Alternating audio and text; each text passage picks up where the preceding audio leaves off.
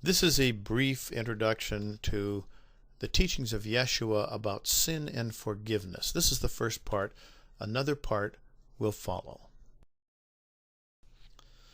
The word that Yeshua used for sin is the Aramaic word hub, which means debt, spiritual debt. It's an ancient concept similar to the Vedic concept of karma. King James Version, forgive us our debts as we forgive our debtors. Forgive is both a Greek and an Aramaic word meaning to release, free, unbind, or liberate a person from bondage to spiritual or financial debt. Now, in the ancient Near East and in Egypt, sin was an impurity that bound the heart and bound the soul to the earth and obstructed communion with heaven. The Egyptian Ma'at was the goddess who weighed the heart against a feather in the court of Osiris to determine whether a soul was able to ascend into heaven or had to go into purgatory for further purification. Paul says after death, the heart will condemn or justify us. Injustice is the root sin in Near Eastern and Jewish tradition. It's not sexual or personal misconduct, but murder, theft, and basic root things like that. In Yeshua's time, there was a rabbinic concept of righteousness as a system of religious debits and credits, like the Egyptian scales of Ma'at. A righteous person, a tzaddik, was one who hallowed God's name with good works or mitzvot of justice, mercy, wisdom, etc. However, it was taught in proto-rabbinic tradition that one could also earn spiritual credits against his debits by doing ritual mitzvot of Torah. These are prescribed rituals and temple sacrifices. And also there were Pharisaic acts of extreme piety, for example, straining gnats from soup to avoid transgressing the kosher laws. And these things were considered to earn righteousness credits. Paul spoke against these things as works of the law or mitzvot of the Torah versus faith, which should be properly translated as faithfulness. The Epistle of James says that faith, meaning faithfulness, without works of true righteousness is dead. And this is the prophetic ideal we find in Amos, who says, take away from me the sound of your liturgies and musical instruments and repeated prayers, but let justice roll down like rivers and righteousness like an ever-flowing stream. Yeshua satirized and condemned ritual righteousness and public shows of piety as mere traditions of men, not of God. He would have agreed with the prophet Micah, who said, what does the Lord require of you but to do justly, to love mercy, and to walk humbly with your God? So Yeshua talked about justice and injustice. Those were the roots of sin.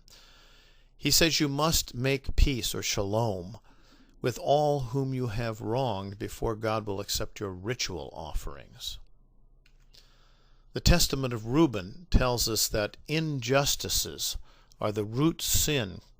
They are the klipot of the Sephira Keter, the basic of all the Sephirot, like the crown chakra, the basic Sephira of life, which is the primal generator of all these Sephirot, or root vessels of the divine image in the heart. So injustice is the sin against life, and that was what Yeshua focused on as sin. Yeshua's concept of sin could be stated this way: those who commit injustice against people or other living things sin against them. That's what sin is. And this generates spiritual indebtedness to those who are violated. You sin against someone, you owe them something. Sin against them is also sin against God and against the Messiah, the Bar Enosh, the Son of mankind or new humanity. Yeshua tells the parable of the sheep and the goats, in which the Son of Man, the Bar Enosh, the Messiah, which is all of us, comes and judges the acts of human beings and separates them according to their actions. Those that have fed the hungry and clothed the naked and visited the sick and so on, those are the sheep, and the bad guys are the goats, the ones who haven't done that. And when they ask, well, when have we seen you naked and starving and not assisted you? And Yeshua says, Well, inasmuch as you have done it to the least of these my brethren, you have done it unto me. And this is the Son of Man speaking, the present and future Bar Enosh, the Messiah, the Christ, the new Adam, of whom Yeshua is the head, but we are all members. And so sinfulness or righteousness is generated by your actions. The Bar Enosh, or the Christ, is like Ma'at.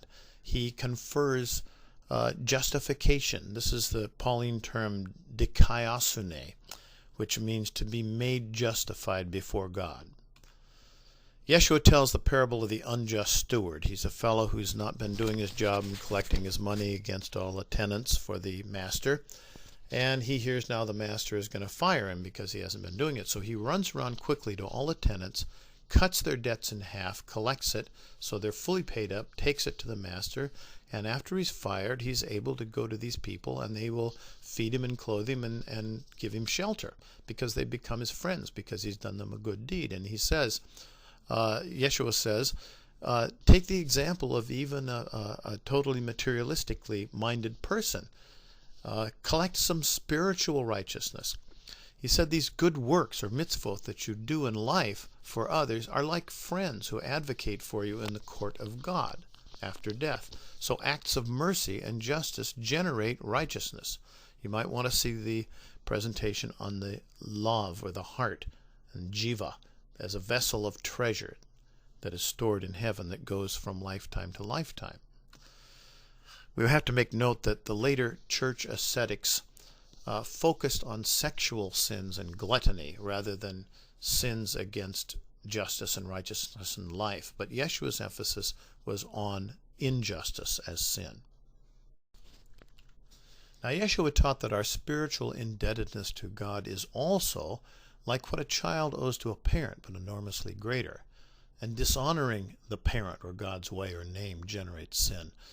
He tells the parable of the debtor servant, who's one who owes way more than he could ever pay back to the landlord, and he's dragged into prison and told to pay up. And when he says he can't, he begs for mercy, and the landlord says, okay, I release you at this time, and he lets him go. But he goes right out and grabs somebody that owes him money and forces him to pay what he owes him.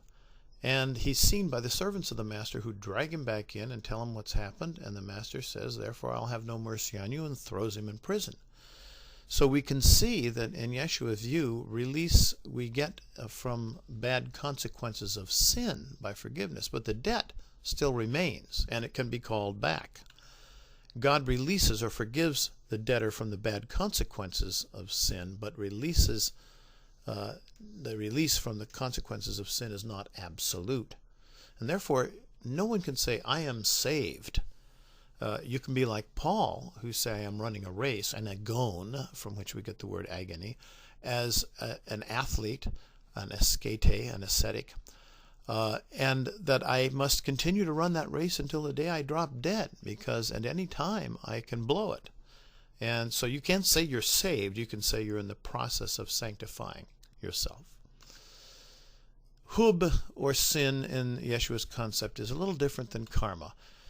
For Yeshua, hub was rooted in intent and carried out in action, and righteousness was garnered in action. But karma results only from action, and its consequences play out in action. It's kind of just a sort of natural law.